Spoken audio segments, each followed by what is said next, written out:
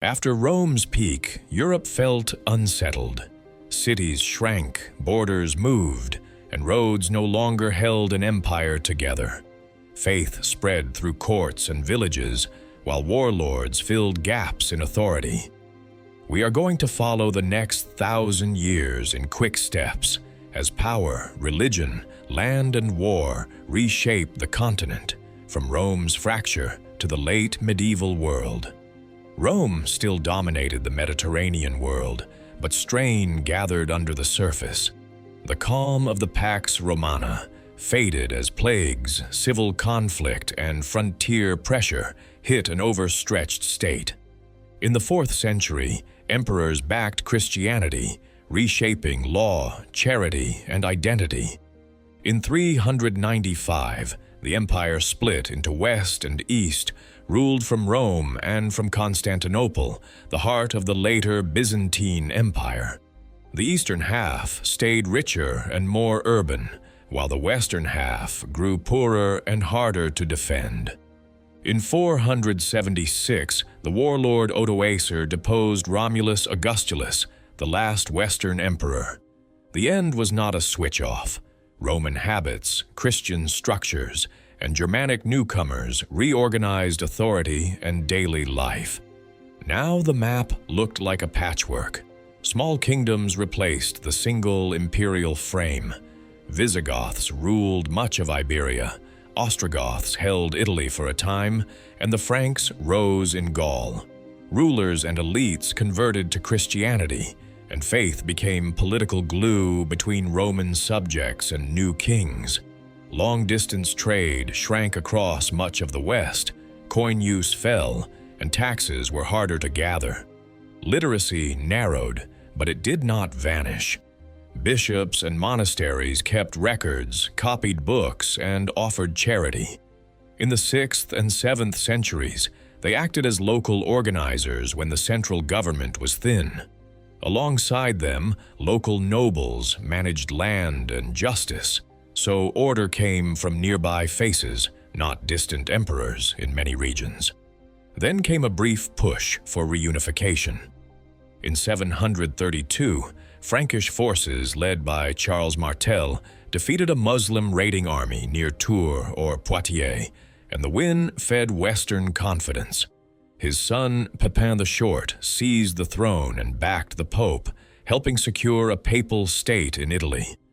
Pepin's son, Charlemagne, expanded for decades after 768, using war, oaths, and administrators to hold land. In 800, Pope Leo III crowned him emperor, reviving an old Roman title for the Christian West. Schools and scriptoria copied texts and trained clerks, spreading shared habits of rule. But after Charlemagne died, the realm split. In 843, the Treaty of Verdun divided it, and Vikings, Magyars, and southern raiders struck hard. Fear pushed power downward. Castles, local lords, and layered loyalties grew because communities needed protection when kings could not respond quickly. Another habit of the age was how power worked on the ground. Land was traded for service, and protection came through personal bonds, not paperwork or taxes. Lords held courts, demanded rents, and lived in fortified homes. Early castles were often wooden, but stone keeps spread over time. Knights trained as full-time warriors, equipped for mounted fighting and paid from the countryside. Kings still wore crowns, yet their rule could be uneven, depending on which great lords would obey. In the 10th century, stability returned in some places. In 955, Otto I crushed the Magyars at Lechfeld. In 962, he was crowned emperor, a key moment in the Holy Roman Empire. Feudal patterns were not one neat system. They were local answers to weak roads and constant fear. After about 1000, daily life began to look busier. More food meant more people, and more people meant new fields. Farmers cleared forests, drained marshy ground, and spread the heavy plow and better harnesses. Villages multiplied, and surplus crops fed markets. Trade revived along rivers and sea lanes. Towns grew, and many gained charters that defended local rights and self-government. Northern Italy became a major hub, with cities linking Mediterranean routes to inland Europe. Learning also widened. Cathedral schools trained clerks, and early universities formed under church protection. Written law, account books, and paperwork became more common, so rulers could tax, judge, and argue with sharper tools. For a vivid glimpse of conquest and authority, think of the Bayeux Tapestry. Prosperity sharpened the rivalry between popes, kings, and nobles.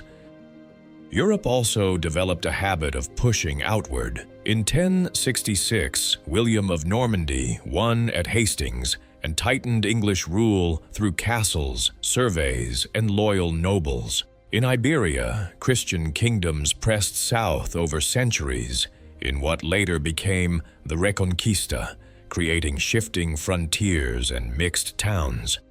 In 1095, Pope Urban II preached the First Crusade, and Crusader states appeared on the eastern Mediterranean shore, linking Europe to new goods and ideas. At the same time, popes aimed to reform the church and claim greater authority. The clash with emperors over appointing bishops became famous. In 1077, Henry IV stood at Canossa, seeking forgiveness from Pope Gregory VII. Expansion raised confidence, but it also raised conflict, and it pushed rulers to build stronger, more organized government at home and abroad. Then the tone changed. By 1300, harvests faltered and famine spread. In 1347, plague reached Europe and raced through towns and villages, killing millions. With fewer workers, labor gained leverage in some regions, and revolts flared when lords tried to hold wages down. Many uprisings were crushed, yet old bargains weakened. Warfare shifted too. Gunpowder, infantry, and artillery made castles less decisive. The 100 Years' War battered England and France, and Agincourt in 1415 showed how soldiers could smash noble armies. By 1492 and the Atlantic voyages, Europe looked outward. The Middle Ages ended through structural change, not one date. Medieval Europe formed through collapse, local rule, revival, crisis, and then stronger states. If you enjoyed this clear timeline, subscribe for more steady explorations today.